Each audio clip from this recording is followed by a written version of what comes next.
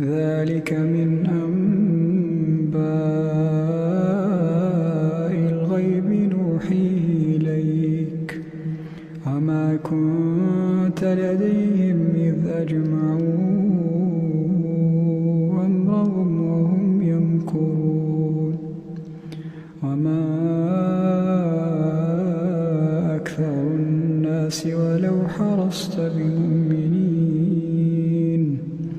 وما تسألهم عليه من أجر إن هو إلا ذكر للعالمين وكأين من آية في السماوات والأرض يمرون عليها وهم عنها معرضون وما يؤمن أكثرهم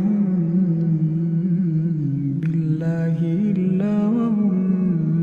مشركون أفأمنوا أن تأتيهم غاشية من عذاب الله أو تأتيهم الساعة بغتة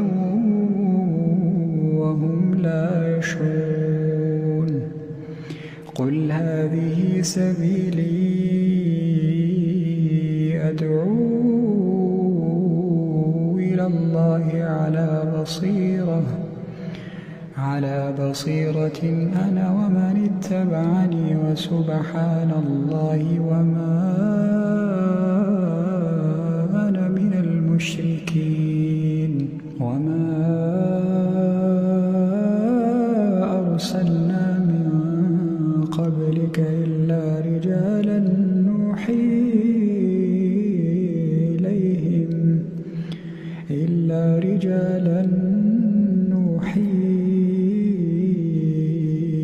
إليهم من أهل القرى أفلم يسيروا في الأرض فينظروا كيف كان عاقبة الذين من قبلهم ولدار الآخرة خير للذين اتقوا أفلا تعقلون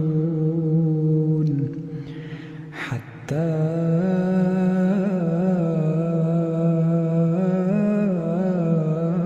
إذا استيأس الرسل وظنوا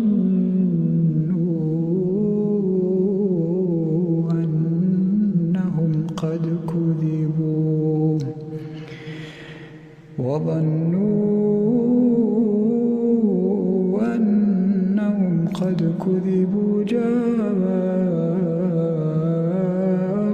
نصرنا